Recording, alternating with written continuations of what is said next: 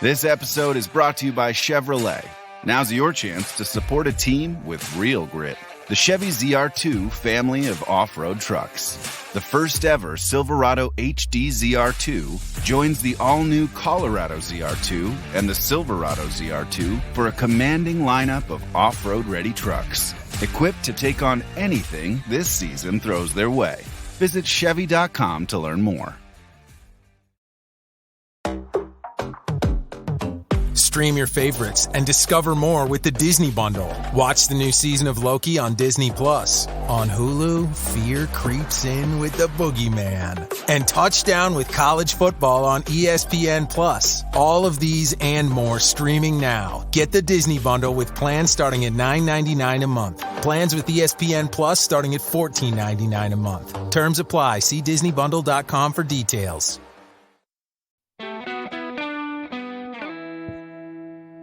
Dan Lanning is a riverboat gambler, and that proved costly in Seattle, where the Ducks lost 36-33 at the Huskies.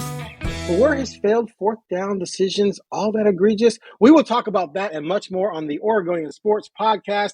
I am Aaron Fentress of the Oregonian OregonLive. I'm joined by KOIN 6's Brenna Greene, who was there at Husky Stadium. Mm-hmm. I saw a video of you driving up there bright and early. You must have left at like 6 a.m., right? I left my place at 6:45 in the morning, and we met up in Vancouver. My photographer and I met up in Vancouver to head to Seattle at 7 a.m. So it was a casual 16-hour day that day. But yeah, what time did you get home? I think it was 10. But I still once I got home needed to do other things. Yeah, it all just kind of adds up. Like, you got to watch the Beaver post-game sound. You got to watch the Blazers sound. Like, I got to watch... I mean, you ain't gotta. I mean, you gotta. But he's like, it's preseason. I'm like, yeah, I get it. But I'd rather just get it done with, and have it kind of off my chest. And then, I watched highlights of the Beavers game. And, I watched the Beavers post game, and I'm like, oh, there's a really good soundbite in there I got to pick out and post that on social. And it just all spirals, and you're like, it's 11:30. But I hear you. I don't hate. Obviously, I don't hate it. Like, that's this is why you got into the biz, right? Yeah. So before we get into the nitty gritty of this and go over the fourth down decisions, let's just talk about how amazing that football game was. Oh, my gosh. Absolutely lived up to the hype. It had everything, including a run where the Huskies took control, but then the Ducks came back and seemingly took control. Like, it was just a well-played, very interesting, contrasting styles. And although there was a lot of offense, there was still some good defense played, yes. And the offense was generated not because of bad, crappy defense and guys just being absolutely uncovered and wide open and stuff like that, but because the offense was so good, they were making plays against pretty good defense. So in the atmosphere, I mean, I watched on TV. I've been up there obviously for many games, but you were there, where you feel the electricity is different when you're there. Talk about just the experience of covering a game like that. And when you cover as many sporting events as we do, you cover a lot of duds, right? You cover a lot of events that either don't live up to the hype or just have no chance of being any good. And this is one of those gems that comes along that you're just like, wow. So take it away. What was it like? I have no shame in admitting that by the end of the first quarter in the Portland State Oregon game, I was absolutely online shopping. Just been there. I was like, all right, I'm out. Like, game's over. I'm gonna go look at some earrings online. Thank you. Everything got done that needed to get done. Been there, man. I mean, you're gonna hate. It was crazy. Like, I mean, first of all, when Oregon took the field for their first down, or for their first offensive possession, UW, when they took the field for their first offensive possession, it was so loud in there, not from UW fans, but from Oregon fans. Like, I was originally like confused. I was like, am I looking at this wrong? Like, UW's on offense, and then Oregon went in on offense, and literally the press box was shaking. Like, it was intense. So yeah, it was a great game to be at. Definitely one of those ones that you're always gonna remember. And boy, oh boy, I think at this point, if you're the Pac-12, you are rooting for that to be your championship game. Everybody else has cracks. Maybe, but OSU, maybe not. But I mean, Utah, you don't They've know already cracked. What are you talking about? They've already cracked. I know, exactly. Yeah. You're right. I mean, Utah, you don't know when Cam Rising's coming back. USC is obviously a dumpster fire right now. Okay, that's maybe a little bit intense, but it's at cluster level at the very least. Okay, and so you just got.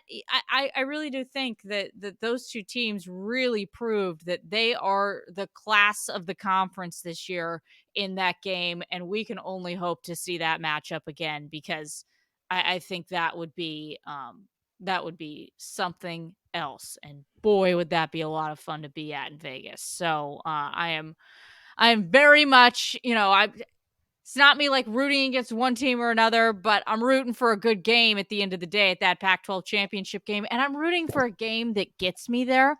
So that means either Oregon or Oregon State has to be there, and then I'm not gonna lie, I'm rooting for whatever team it is that makes it there to win, because guess what? I would like to spend my birthday, because I think whoever wins that game is going to be in the college football playoff. I would be shocked if Pac-12 doesn't have a representative this year. And in that situation, boy, oh boy, do I hope that the Pac-12 champion gets sent to one Rose Bowl in Pasadena, because I would like to spend my birthday in Pasadena, California. Thank you very much. That's what I would like. Much better than spending my birthday in El Paso at the Sun Bowl a few years ago. Okay. If you followed me for a while, you may have known the absolute disaster that was that story. I turned 30 sitting on the floor of a airport car rental place after our tire got popped. There was a lot of other things that happened, and that was the worst work trip of all time. But anyways, one thing after another. I mean, you want to name the problem? We probably had it. But anyways, so that's just the reality of the situation. I would like to spend my birthday in Pasadena. Thank you very much. But yeah, I mean, I think those two teams are they really are special right now. They both have special mindsets, and I think that it would be great to see them meet up again in a neutral location. Washington's two scariest opponents would be at USC, at Oregon State. Those definitely could be losses. And then, of course, Oregon hosts Oregon State and USC. They have to go to Utah, which, you would think on the surface they should be able to win that game, but Utah's defense is pretty damn good. But as of right now, I would expect Oregon to win. But you also have to wait and sort of wonder, when's the upset coming? Because they usually come, and Oregon has a history of that upset loss that costs them a chance at something bigger. So it's possible these two could meet again, but I gotta just wait and see it play out, because there's just so many things that could happen. But yes, it would be amazing if they both run the table from here on out and get there with 12-0 against 11-1. The winner would just have one loss, and the Huskies win. They're clearly going to be in the playoffs. The Ducks, as of right now, would need a little help because there's 7 undefeated teams, I think. But there's matchups between those teams. Especially Penn State plays Ohio State this week. Ohio State and Michigan still have to play, and then you have the conference championship game as well. So losses could pile up. Who knows what happens with Oklahoma? Georgia might win out or could stumble. Alabama's still creeping out there. But, I still think a one-loss team will get in, especially if that one loss was at Washington and then you beat Washington. So it would take 4 undefeated teams to keep you out. And they all have teams on their schedule that can beat them. It's I can't remember the last time there was ever 4 undefeated teams at the end of the season. Has that ever happened? I don't recall that being not a thing. Not in Power 5. I don't not in Power 5. Yeah. So anyway, it could happen. But yeah, just great theater. It's just a fun football game to watch. I think I've covered like 150 Duck games in my life, and I'm kind of over it. But there's only been a few times in the last few years when I wasn't covering them where I was like, oh, I wish I was at that game. That was Ohio State, and then this one, where it was like it'd have been worth the travel to go do it. At the same time, I like being on my couch and watching it, and Get that not well. having to make that drive back. But then my punishment was watching the Blazers play another preseason game. Anyway, let's move on now. That is a punishment. Preseason basketball, preseason, regardless of who is playing, is a punishment. Yeah, it's just tough. Anyway, all right. So let's get down to the story of the game. So my prediction was 37-34 Huskies.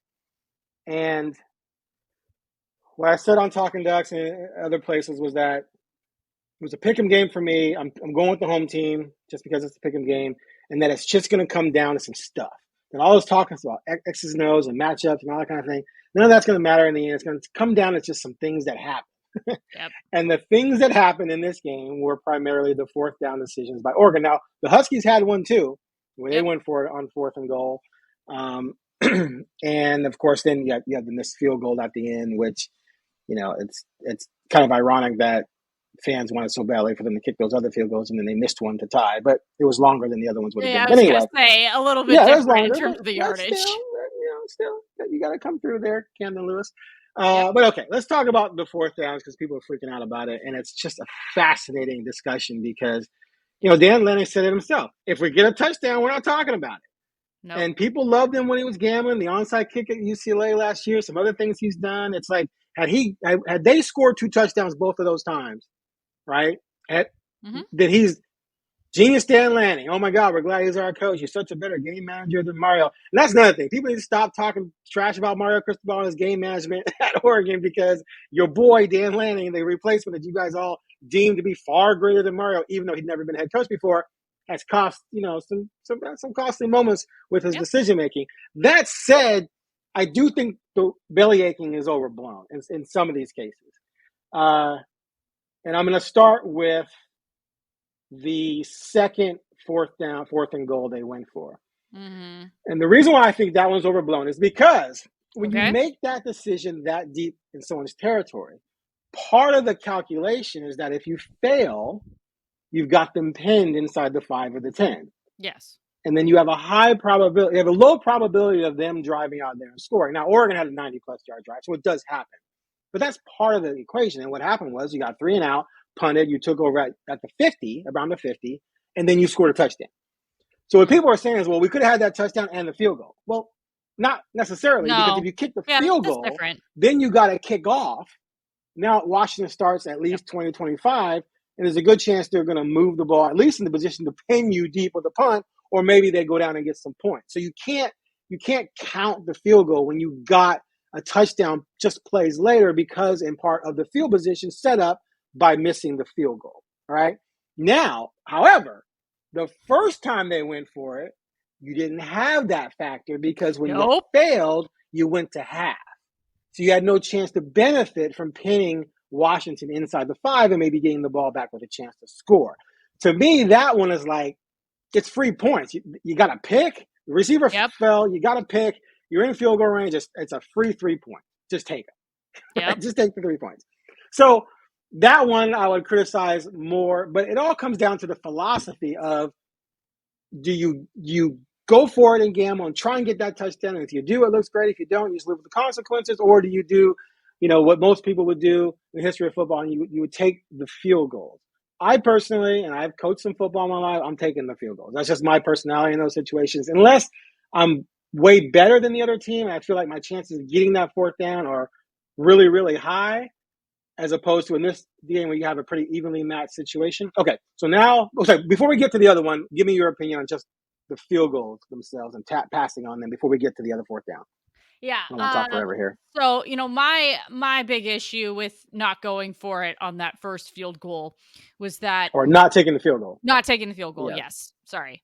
Not taking the field goal is that you kick that field goal, you make it 22-21 going into the half. Oregon had the ball coming out of the half. Right. So then, in an ideal world, if you're thinking about this, and this did not happen. But this is what I would have been thinking if I were the head coach in this situation.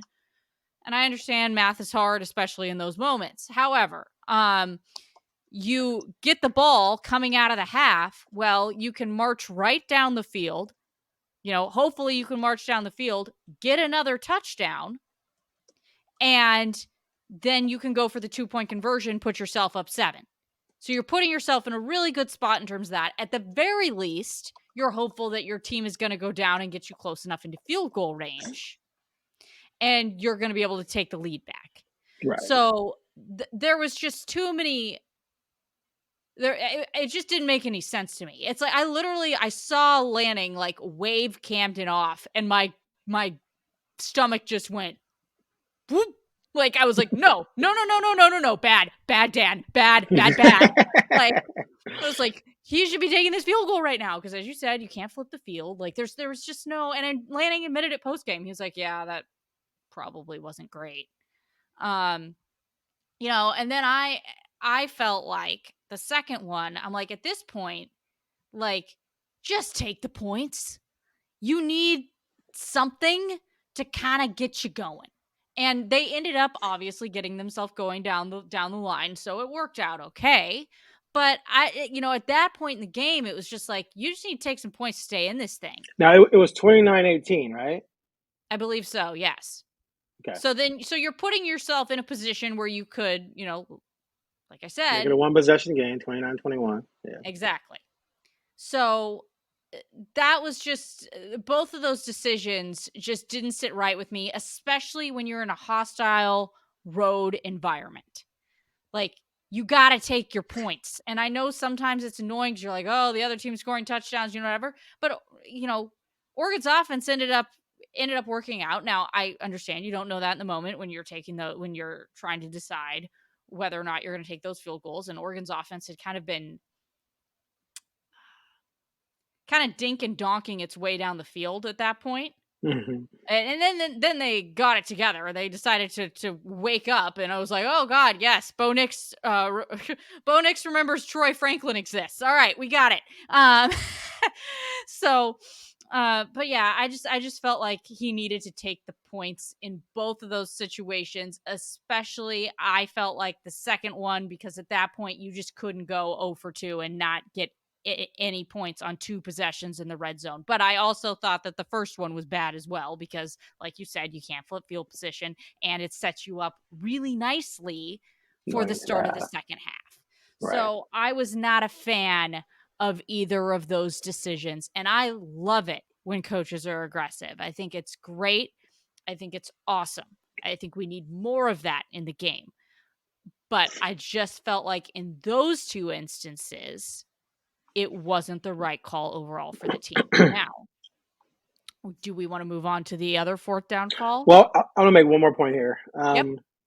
So what gets me about it, so in the last 5 or 6 years, there's been all these analytics and things about going for it versus not going for it, and people come up with all these numbers and these extra or expected points added per something or whatever goes up if you go for it or whatever. And when I was at the Athletic, I had many debates with people there about this. None of them had ever played football or coached football in their life. Not that you have to have done that to have an opinion on this, but I kept telling them that what you're missing in these numbers are the situations that you're in the matchup. They can't just be blanket. The chart says if you do this, you'll score 6 points per possession versus this. Because it doesn't. If you go for it on 4th down against a team you're beating by 30 and you get an extra touchdown out of it, that means nothing. You didn't need those touchdowns. When you're playing against a good team and it's a tight game, then the chances of you succeeding fall dramatically because you're playing against a good team, and it's probably a close game, and you need those. You're going to need those points. The other problem here is it's unrealistic for Lanning to have believed he was going to get both. If his goal was, if we get down inside the 10 and it's 4th down, I'm going for it no matter what. And so you're saying that if I get at least one of the 2, that equals getting 2 field goals. Actually, you get 1 more point, right? 7 versus 6. But you can't bank on getting both, which would be the desired bonanza, because now you got 14 instead of 6. That's an extra 8. So my thing is, if it's unrealistic to get both, that means best case scenario really is just to get 1. So why am I risking 6, almost a guaranteed 6 that close, just to get 1 extra point? When I put myself also in a position to get 0, which is what happened in a game that could come down to basically being a field goal game. And so that's where I have a problem with the math and mentality on that, and with the whole movement of doing this in general, is because, it's easy to do when you're the superior team and when you're going to win by 30. Oh, look, instead of winning by 30, we'll win by 38 because we win 4 on 4th and goal. As opposed to you need those points, and they needed those points. They obviously lost by 3. They could have used those 6 points. Anyway, okay, so now we can move on to the punt. Let's start with you. To the the last punt on 4th and goal. Excuse me, damn it, I can't get straight. There's so many 4th downs. The final 4th down that they went for it on instead of punting. Brenna, go. I have no problem with them going for it on that 4th down. Why? I think because if they convert that 4th down, the game is over. It's over. Exactly. So, you know what? I like someone who plays for the game in that situation, and thinks, okay, I think I like our odds here. And I guess something went wrong on the 3rd down beforehand, and there was a check that didn't get put in correctly, and that's why they lost yardage on that 3rd down. But I liked it. I thought it was, I had no problems with it. And, I don't think that is, I don't think that is, egregious. Like I said, I appreciate someone who's aggressive. And in that situation, I appreciate and it did in a way, kind of work out because, obviously, yes, UW did march down the field, but UW also gave Oregon plenty of time to win that thing. Right. So, and that's part of the equation in it too. Yep. So I 100% agree. Now, again, me personally, I'd probably punt it, but that doesn't mean I think it's horrible what they did, because it's literally, you need 3 yards to win the game. Yep. As opposed to giving Penix the ball. Now, the argument is pin him deep, put your defense out there, and try and stop them, but they only need a field goal to tie, right? Right? I don't know.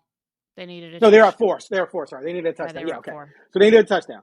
So you put yourself in a position where you're giving the best player in the stadium a chance with the best receiving corps in America to come at you.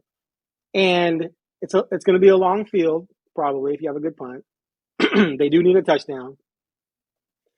So for me, I'm probably going to just roll with that and hope I can stop them. And if they drive the length of the field on me and beat me, congratulations, you won the game. I think that's just more my personality. Yep. Especially in a situation where you're playing an equal opponent. That said, if you go for it and you get it, you win. If you don't, they have the ball in good field position. So there's a probability where if that they're going to score, they might score with enough time where you have a chance to answer, and you only need a field goal to tie. Now, again, a team can milk the clock. Washington could have done that. And then you end up just losing on a touchdown in the last 30 seconds. That's possible too. But at the end of the day, it all comes back to 3 yards. Can I gain 3 yards? I'm averaging 6 yards a play. Can I gain 3?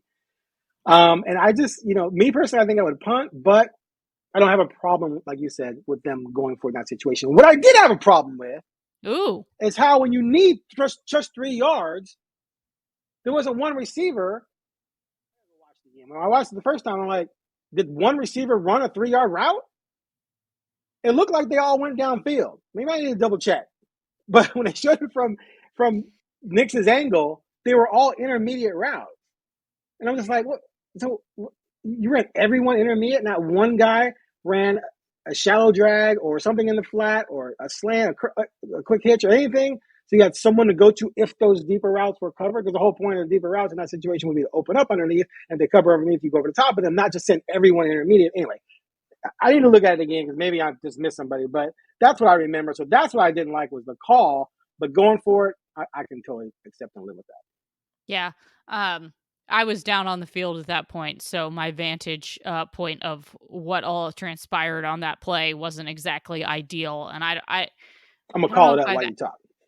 I don't think I've actually like with all the chaos like went back and actually watched it because you know how it is after a game. Those Oh yeah, listening to us might not, but it's it's chaos, and then also I mean, woo, UW's visiting press, whatever you want to, or press conference area, whatever you want to call it. Horrible. I've had two. I will say though, I'm 2 for 2 on iconic quotes in the UW press, whatever you want to call it. Last time I was there was when Mike Leach lost the Apple Cup and called a journalist at the Spokesman Review a sanctimonious troll. Oh yeah, I remember that. And this time we got Bo Nix's soliloquy. So, I don't know what it is about that room, but or it's not room. It's like literally in the loading dock. That's what it is. It is in the loading dock with some curtains around it in case anybody. So it's not super big. Let's put it this way. No chair was empty in that press conference.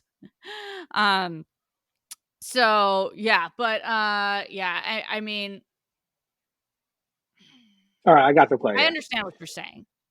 So they ran. Yeah, I pulled it up. Okay, and I wasn't wrong. So, okay, what are they doing?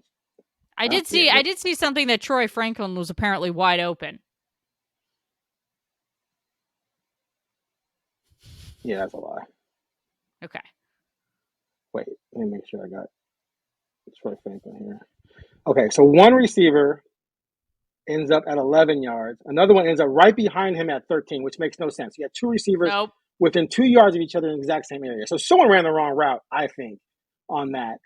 Franklin was at the top of the screen. He ran a deep drag, which we used to call a spurt back in the day. He's covered. He's not wide open. No one was open, and two receivers were in the same area. So I don't know if one of these guys, if the outside receiver here was supposed to run to the flat and be shallow so that you open up the guy behind him, or if the guy behind him is covered, he's open on the shallow cross. But the tight end was off the ball. He stayed in and blocked on the play. So you only had three receivers in the route, which is also interesting because the back stayed in and you rolled out to it and no one ran. Yeah, it's just a bad play call. I'm just saying right now. I know I don't coach in the Pac-12, but I guarantee you I have about 10 plays better than that for that situation that I've called in my life. And that was just a horribly, like, either horribly designed play or horribly executed play. It made no sense. Regardless, I don't have a problem with them necessarily going for it there. All right. We've beaten that to death. Good job. Yes, we have. We've gotten a bunch of content out of fourth down. That's for damn yeah. sure. So now the question is moving forward. Should Dan Lanning change his ways or just grow with it? Because the odds are going to come back in your favor at some point. He's going to have a game where you do go for it and it works. More often than not. So should he change his ways or just keep being who he is? I mean, I think that there's a happy medium here. I think there's a way to still. I mean, you and I just said we liked one of the fourth down calls. We didn't like two of the other ones. So, it's not like a situation where we're both sitting here saying absolutely do not go for it on fourth down. Or they start the game with a 2-point conversion. Like that's pretty gutsy. And it worked. He's done that a few times this year. Yes, he likes doing that, and it's, by the way, worked out like every time. Yep. So I'll give him that. Like, I don't think that you have to necessarily like be like, oh, you got to revert to being completely conservative and traditional in the sense of football. I think there's a good happy medium. I just think that maybe he took it a little too far this game. And so, you just got to rein it back in. Maybe you don't go for it on 4th and 3 2 times on the opposing team's 3-yard line. Maybe you only go for it once, One was on the 9, right? No, they were both 4th and 3, I thought, unless I'm crazy. The final fourth down was 4th and 3. I think Yes. I think the second time they went for the touchdown, I thought was on the 9. Yeah, sorry. It was 4th. You're right. It was 4th and 3 for a first down, not 4th and goal from the 3. Okay, Yeah. Yeah, you're right. It was 4th and 3, but they could have gotten the first down without scoring. So my bad. Yeah, I get what you're saying. Yeah. And they left Oregon at the 9. I was stuck on that in my head. So yeah. So we agree. Wow, good job. Yeah. So yeah, I think So there's I just think he needs to change being like he needs to maybe dial it back a little bit. Not all the way. Dial it back a little bit because, like I said, the odds of you getting both of those are not good. Why risk 6 to get at best 1 extra point? And and sometimes you just have to concede the drive. Like if a team forces you in the 4th down, they're doing a good job against you. So maybe you just just say, you know what? They're doing a good job. Let's just take these 3 points and go play some defense. All right. So yeah, we'll see what he does. My hunch is he's probably just gonna keep being a riverboat gambler unless Phil Knight gives him a call. Okay. Before we get to the Blazers, let's talk to Oregon State. Everyone wants to see, Ducks Washington rematch, but the Beavs are going to have something to say about this, I think. They play them both. They host the Huskies. They play at the Ducks. They're not scared to go down the street to Austin. They got a quarterback who's throwing laser beams. He's on pace for about 40 touchdowns, on pace for about 3,500 yards of total offense or so, which, that's winning football. They did have the setback at Washington State, but, they took down Utah, just took down UCLA. I know you couldn't really watch the game because you were working at the big game. I watched a lot of the UCLA game. They got a young quarterback who was just coughing up interceptions like a young quarterback sometimes does. Former Oregon commit. Yes. Yeah, former Oregon commit who didn't want to sit behind Nick's maybe, or maybe just got more money. Who knows? Who cares anymore? It doesn't matter. He'll probably come back to Oregon next year. Anyway, what do you think? What do you think about where the Beavers are? Are they a threat to take down both the Huskies and the Ducks? Well, I will say this. DJ did not look good for a stretch of a few games there. It was like, where is he? Yeah, had you taken out that 5 touchdown game, his stats were looking kind of suspect. Yeah. So I'll give him this. He's turned it around the last 2 weeks. Right. Good for him. Shout out to him. There's been a narrative that he looks great in fall camp and then gets into games and it's kind of bleh. And he's done a good job of kind of riding that ship over the last 2 weeks. So that is a very encouraging sign for the Beavers. Just side note, by the way, what the heck has happened to Wazoo? Boy, getting shellacked by Arizona in your own stadium is a choice. Arizona's kind of sneaky though. They are kind of sneaky, but still, I guess at least if you're Wazoo, Arizona's at least it wasn't Delora starting, but because that's their former quarterback is Jaden Delora. So yeah, for those who are not familiar, Arizona's former starting quarterback Jaden Delora went to Wazoo and then transferred to Arizona, and there's some not fantastic blood there, I would say, with how everything went down. So they look really good. They're going into this bye week 6-1, and it seems like everything is firing on all cylinders. I think, the ideal situation for everyone in this state is to have an Oregon State game where there is something on the line. And if it keeps, and if both of those teams are able to hang on, which that's a big statement, that's a big if, but if they are, boy, would that be a fun game, because whoever wins that game is probably going to the Pac-12 championship. So that would be very, very fun. But who knows? We'll see what happens. We'll see how it all falls down. You never know. But you would hope to have that sort of situation. So yeah, they look great.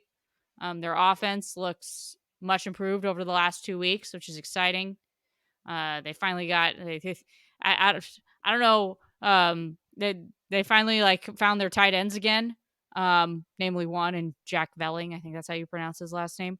But anyways, yeah, they have done better the last 2 weeks, and that is exciting to see. So we'll see I if they keep wonder it up. though. Yeah. I wonder if they clear these next 2 games at Arizona, at Colorado. I could see them dropping one. Yeah, it's possible. It's possible. It's totally possible. You think with how well they're playing right now that I mean, they'll be favored in both of those. But at least they aren't going to play Colorado after the week after they played Stanford. Whew. Let's shift to that for a second. Let's shift to that for a minute. You want to talk about it? Let's just talk about just because, coming in, there weren't great expectations. I think the over-under was 3.5 wins for them. Then they win their first 3. Deion's talking a little trash. His sons are talking. His one son, Shador, is flashing and watching. Maybe they'll stop flashing his wrist now because it's just obnoxious. And then when you go out there and you fold up 29-0, it just makes it all look even dumber. But they lost a couple of games to Oregon and USC, but that was kind of expected. But still, the hype train was rolling, and then you just get completely humbled and embarrassed by a very mediocre Stanford team at home. You're up 29-0. You let one receiver, I can't remember his name, sorry, just completely embarrass you, which I thought was poetic in a way because Deion, made his name as arguably, well, no, not arguably, as the greatest cover corner ever. And his son is a defensive back. And he had the top recruit in the country in Travis Hunter out there. And they got roasted by, I'm looking up his name because I got to throw some respect on his name. I forgot it the last couple of days after hearing it all weekend. They got roasted by one dude who, for a team that was averaging under 20 points per game. That's just embarrassing on every freaking level. And not just that you let this kid destroy you, but that you couldn't answer with more points to sort of keep them at bay. Alec Ayamanar? What? A-Y-L? Yeah, the last name is very Ayamanar? difficult. Ayamanar. How about that? Yeah. Ayamanar. Whatever. 13 for 294, 3 touchdowns. They passed for 399, Brenna. That means the rest of the team only had 105 yards receiving. But you let this dude beat you by himself. And he mossed Travis Hunter. He mossed Travis Hunter with a catch on his head. They just need to shut up the rest of the season. I shouldn't know what kind of watch Shador has or what kind of car he has. I shouldn't know this stuff, right? It shouldn't be a thing. And when you get embarrassed like this, maybe it makes you humbled a little bit and you focus solely on trying to actually win football games. Floor is yours. Yeah, that game was absolutely bananas. Yeah, I mean, I can't blame anybody for, I guess leaning into the hype. I can't blame anybody around that program for when they had a ton of media. Almost said a bad word there. When they had a bunch of media, around and they were the most popular team in the entire country, I cannot blame anybody for capitalizing on that and doing everything that they did. You do wonder, because it was a fascinating story. You do wonder how many interviews is too many interviews, and how much, at one point, how is that taking away from your preparation, things like that. However, the last 2 weeks, the limelight hasn't been on them as much, and look where we are. They have not performed well. So, yeah, I don't know. I don't know if the hype got to their head. I mean, It's just at the end of the day, it's a team that has a ton of really green guys. So it's not surprising that they got up. It was 29-0, I believe, and then hit cruise control. Like, that's not surprising to me at all. So, this is, at the end of the day, that team has a lot of learning left to do. They did do some winning, but they have a lot of learning left to do, and this is a part of that. So, like you said, if you're gonna talk the talk, you got to take it as well. And to be fair, they took it. They do take it. Yep, I give them credit. They don't shy away from it. I mean, Junior tweeted after the game, like, I forget what exactly he tweeted, but it was something like, "Yeah, man, they smacked us. Like, good for them." So they're not afraid to admit when things don't go right. So I do appreciate that. It's not one of those situations where it drives me crazy when teams talk trash, and then when you go in the post-game press conference and you lose, you then get all defensive, and you can't take accountability for any of your actions, which, by the way, was another thing that I was impressed by with Dan Lanning at the end of the press conference. Or not at the end, during the press conference. He was not combative when asked about fourth down. He was very matter of fact. And like I said, he said, or I think I said this, he said, we, looking back now on that first field goal that we did not go for, I can see why that was now a bad decision. That's basically what he said. I can evaluate that maybe that wasn't the right call. Right. So I appreciate people who are able to own it. Okay. You gotta own it. Gotta own it. 100%. So yeah, Colorado has done that in light of everything. So you gotta give them their props there. My take on them is that, the first two wins generated a lot of hype because TCU had gone to the national championship game. Yep. And Nebraska, even though they're down, they're still Nebraska, and they whooped up on them. Colorado State brought everything down to earth. And I went from being hyped for that Oregon game to like, yeah, they're gonna lose. And so you get smashed by Oregon. You put up points against USC, but USC does that. They clearly were superior. Then you barely beat Arizona State. And so that's sort of who you are. Like, you had 3 or 4 wins, were close victories.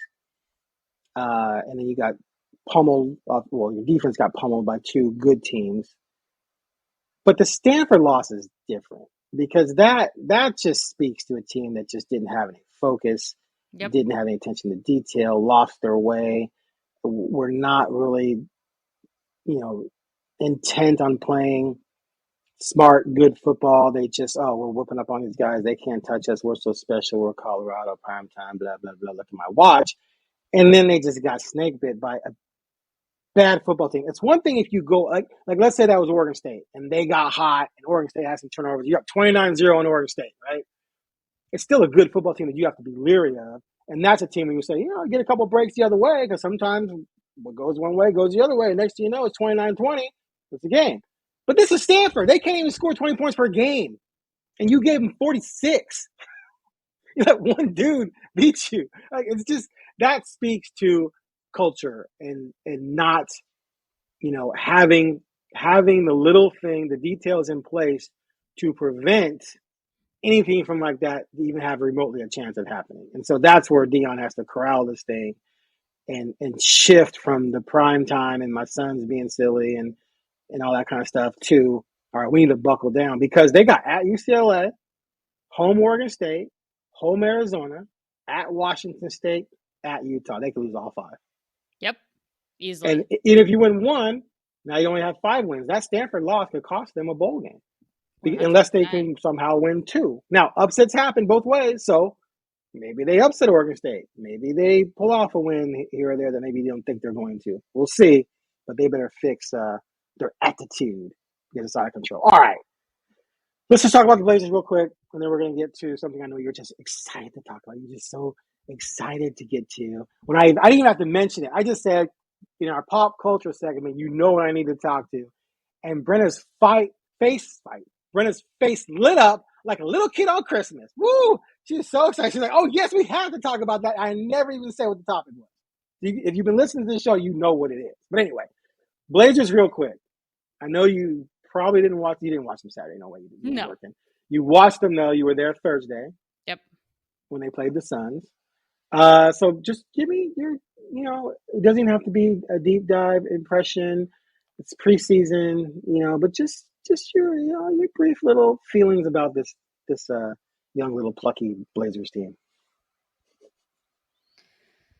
She made a man thing. I mean, it's just I don't know if I mean, they're experimenting right now. They're trying to figure it out. I don't know if I can I mean, we all know what this team is. It's not going to be a team that wins a bunch of games this year. So you just come in with it with the idea of all right, let's hope that they improve, figure some things out along the way, and have a little fun.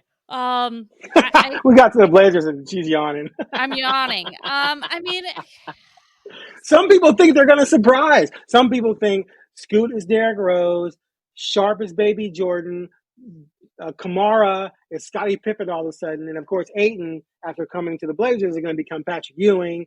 Robert Williams, of course, is Karl Malone without a jump shot.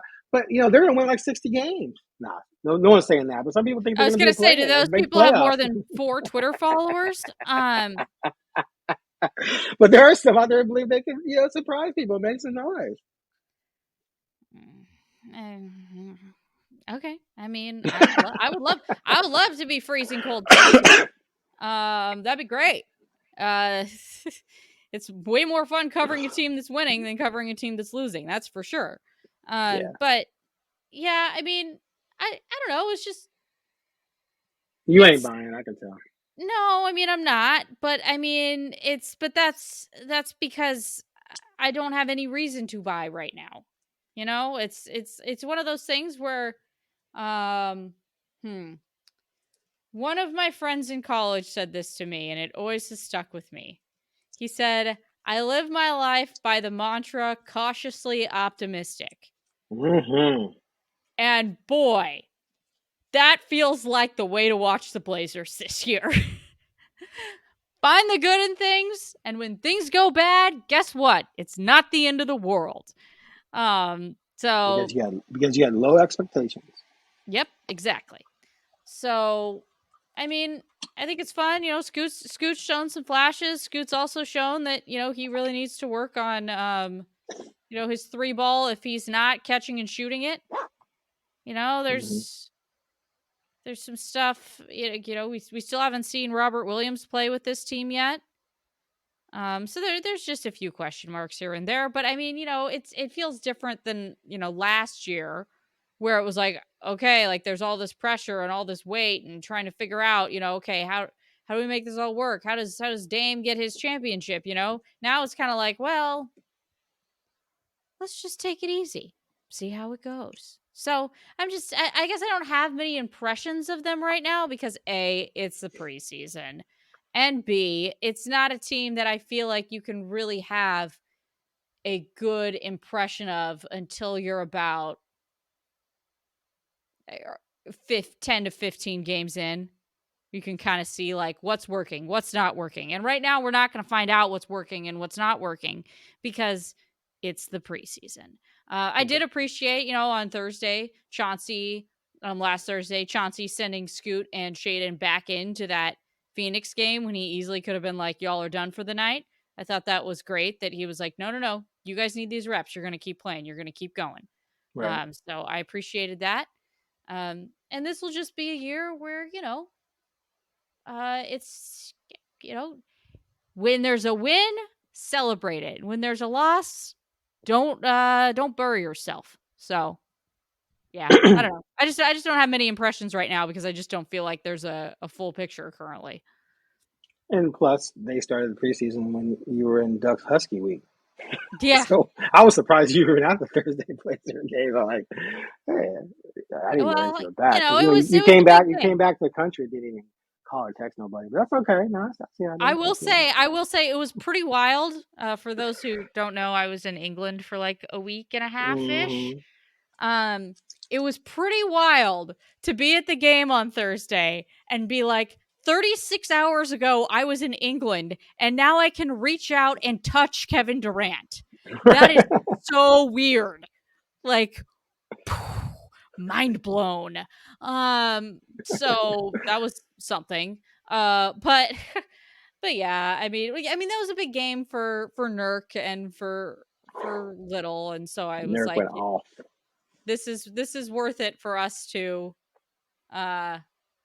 go to and to cover, because it happens, but it's not very often that you are 16 days out from getting traded and you go back to your home market. So. Right.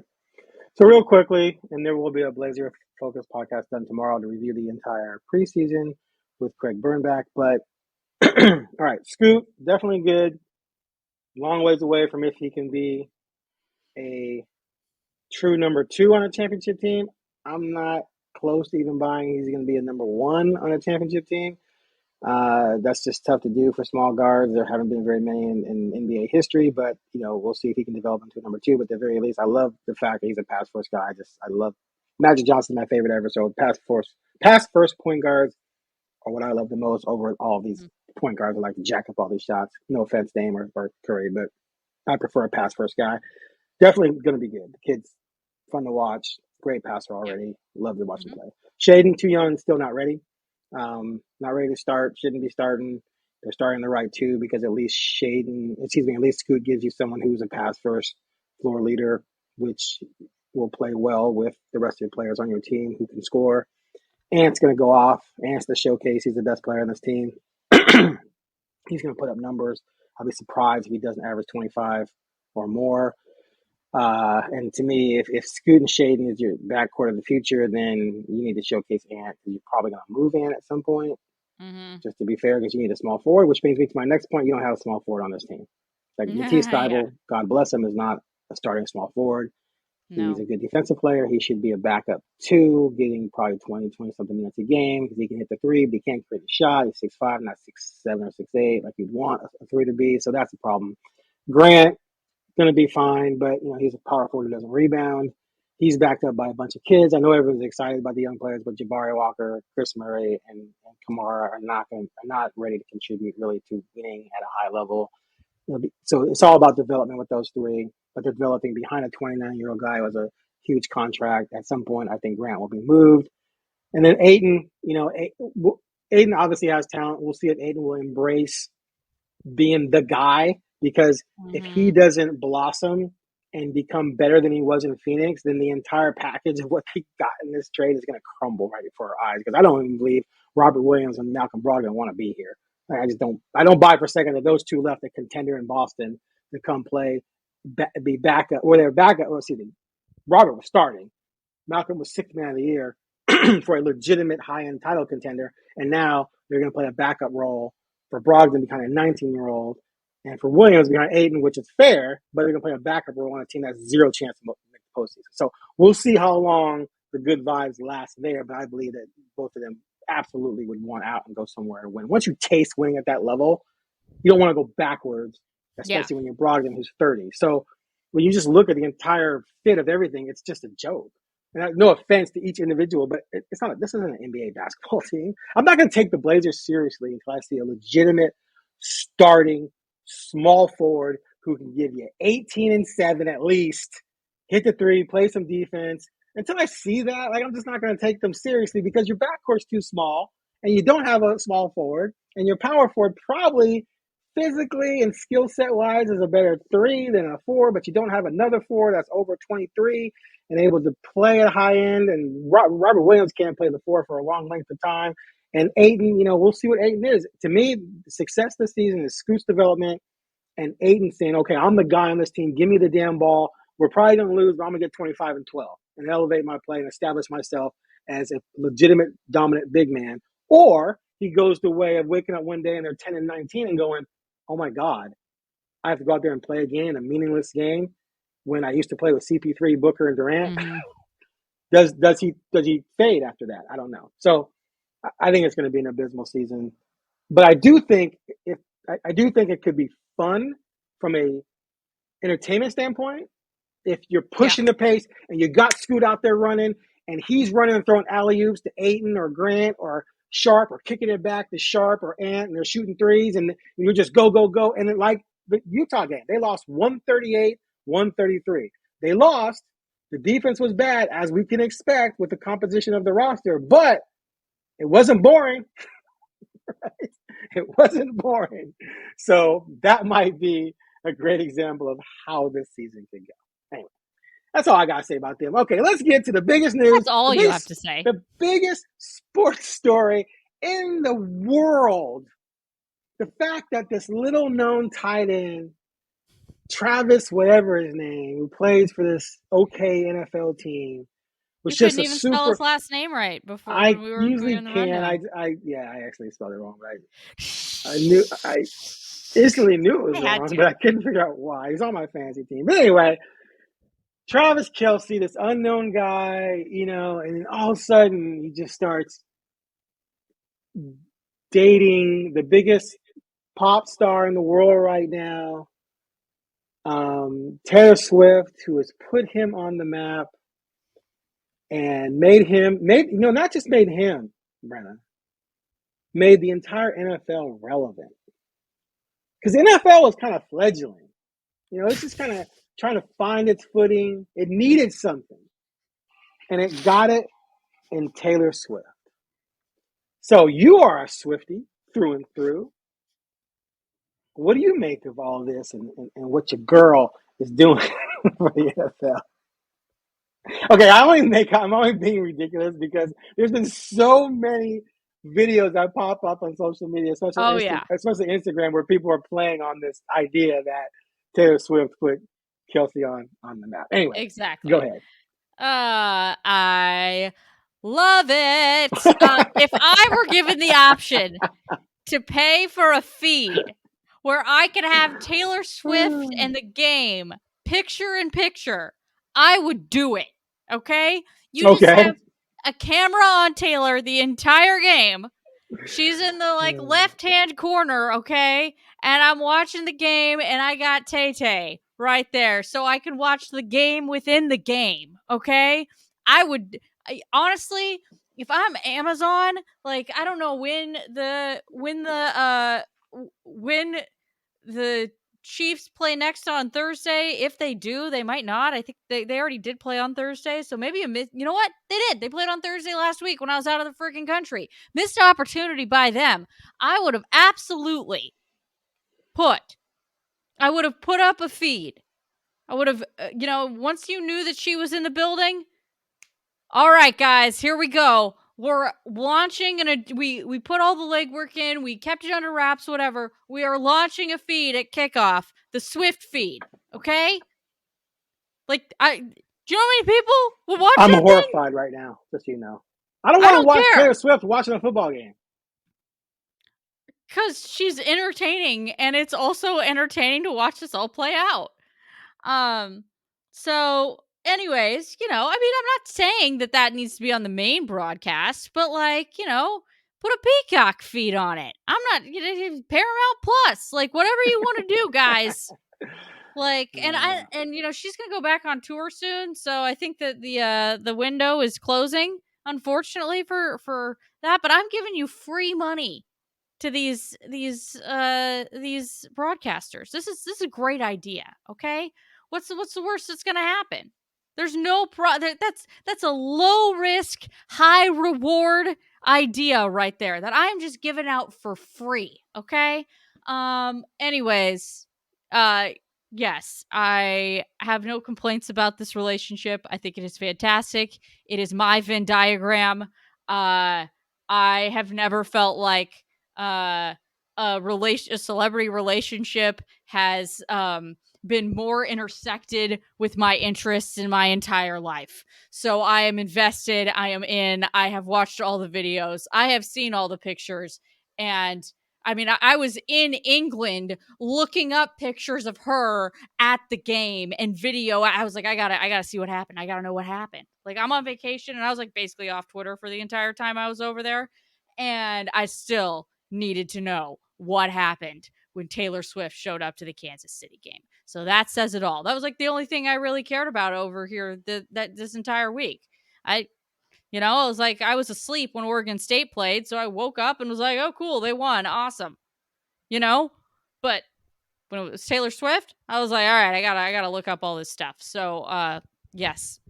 Brenna, the Swifty and sports fan, is feeling very, very met with this relationship. My needs are met. So I'm thrilled. How much do you hate this? Wow. Just wow. Okay, first of all, the most I have come alive during this podcast. You were waiting for this the entire time. I've been loading the clip. Ducks, Huskies, yada yada yada. Okay, I don't hate it. I find it, entertaining in a way because it's ridiculous on a lot of different levels. But it's the NFL. The NFL is entertainment, and merging Taylor Swift with the NFL is not completely uninteresting. I don't get, I don't get giddy when I see her. But I was trying to think like what would be the equivalent of this, and I just can't really picture, especially in this day and age when stars like her are so accessible. Like you can spend all day watching videos of her doing whatever in so many different platforms. Her own social media accounts. They post a lot of stuff there, so it's not like she's this mystery person you only see every once in a while, unless they're in concert, which was sort of the case with Michael Jackson in the 80s. He wasn't very visible because you didn't have 24/7 social media or stations that would show him, and he was kind of like hiding out anyway until he would perform somewhere. So seeing him somewhere was like, oh my God, he's going to be at the award show. He's going to be at this. I was like, oh, that's Michael Jackson. Whereas with Taylor, it's like you're seeing Taylor all over the place. So who cares if they show a glimpse of her in a press box? Like, I just don't know if I understand that, but for whatever reason, people find this fascinating and entertaining. So my last question for you really, Brenna, is how long is this going to last? Is this a relationship that lasts, or? I wanted to say one thing before I get to that. There are very few things in the world now that are a part of the monoculture. Taylor Swift and the NFL are a part of the monoculture. It's hard in this internet era for somebody to break through and really be what those two entities are. I mean, Travis Kelce is not a part of the monoculture, but the NFL is. Correct. So this is like one of those moments that just doesn't happen that often in our 24/7 digital era that we are in now, is that there's just not many things where it's like, oh, this person or thing is ubiquitous and always around, and people kind of always have background knowledge of what's going on. And not everybody knows everything about the NFL. Not everybody knows everything about Taylor Swift, but like those are two things that are vastly popular and are, by the way, climbing in their popularity, which is something that also doesn't really happen that often either.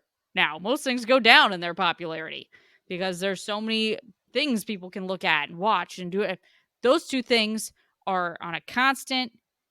We are going up the graph, okay? So that's one of the reasons why this is such a big deal, is that it's just not something that we really see that often anymore.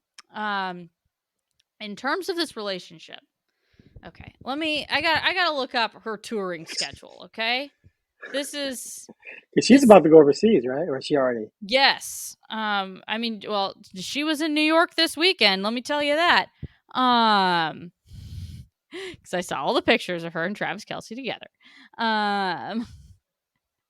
Okay, let's see here. No, I don't want U.S. tour dates. I want international dates. Events, international. Here we go. All right. November 9th, she is in Argentina. November 17th, she is in Brazil. She's there for a while. Holy smokes, she's in Brazil forever. Oh, and then she doesn't have anything until February 7th. Okay. I mean, she's gone for basically the month of November, but is that Super Bowl weekend? I don't know. She's not going to miss the Super Bowl, is she? Well, her last February 10th is her last date in Tokyo. So, and that's a Saturday. So, it's plausible. That would take a Herculean effort. But yeah. Anyways, she's I'm feeling good about this through the holidays. We're in cuffing season, ladies and gentlemen. Okay? Cuffing season. We are in cuffing season. So yeah, for those who don't know what that means, this. I'm going like locking up your girlfriend, boyfriend. Yes. Sorry. I'm a millennial, so that's just like, I just know that. Hey, so I didn't know what it meant until Beyonce's song Cuff It came out. I'm like, what the hell does this mean? So I looked it up. Cuff it? What does that mean? Yeah, I'm going mid-January. I like mid-January. Mid-January, okay. So no marriage here. No, probably not. Travis Kelce is not the type of guy traditionally that Taylor Swift has gone for, to say the least. Like, he is totally different than any of her other ex-boyfriends. I mean, she's almost solely dated musicians. In fact, I cannot remember somebody, well, I guess you might be able to call Joe Alwyn a musician because he did write a few songs with her. But, she's traditionally dated guys in, the Hollywood / music scene, actors or musicians. I don't remember her ever dating an athlete. So this is totally, totally different for her. But I'm enjoying the heel turn. So, I guess that implies that there's some sort of, like she's doing something evil or something like that. But I'm just enjoying, I'm enjoying the breath of fresh air that this is. So I will let it wash over me until it goes, and then, we'll be good. But yeah, I think mid-January is fine. I think they keep this locked down for the month of November while she's gone. They get through the holidays, and then maybe it's like, oh, yeah, I gotta go to Tokyo, and then Australia, and then Singapore, and then France. Let's see, there is 2 months off in between Singapore and France, but that's a lot. That's a lot for that month-long stretch right there. So, and you're not. It's different when you're over in Asia and things like that, in Australia, than being in Brazil or Argentina. So, okay, yep. All right. Well, I guess do you have any predictions? I have zero clue. Okay, sounds good. Zero clue. I'll try and develop a clue, maybe if I can find the energy to care right now. But I'm not against your prediction. I think it's probably sound. But, I'm pulling for them. I just, I just wonder if the world's going to pull them apart, and just make it too unbearable for them. There's a lot of attention. Together. Yeah, it's ridiculous. Anyway, all right. Well, I look forward to the show after they've broken up and you're weeping. Anyway. Not be weeping. You will not be weeping. All right. Woo, we went 107. Good job, Brenna. Wow, we did it. Lots to cover there. Thanks for listening to the Oregonian Sports Podcast. I'm Aaron Fentress. She's Brenna Greene. And we got one more Blazer game tonight. Regular season starts the 25th at the LA Clippers. Ducks host the Cougars this week. And the Beavers have who again? They're at Arizona. They're on a bye. Oh, they're on a bye. And then at Arizona at Colorado. Yeah. Correct? Okay. Correct. All right. Well, we'll be back shortly to talk about the Blazers a little bit more as they get ready for this regular season. I've been on the countdown already. After tonight, I'll be 4 down, 82 to go. And it's going to be a long one. I'm already foreseeing it's going to be forecasting. It's going to be a long season, but I'm going to find energy in watching my boy Ant light it up and watching the development of Scoot and Shaden and trying to project what the future might look like for this young Blazers team. Anyway, thanks for listening. Click the subscription button and leave a positive rating. We'd appreciate that, and we will catch you later. Because your haters gonna hate.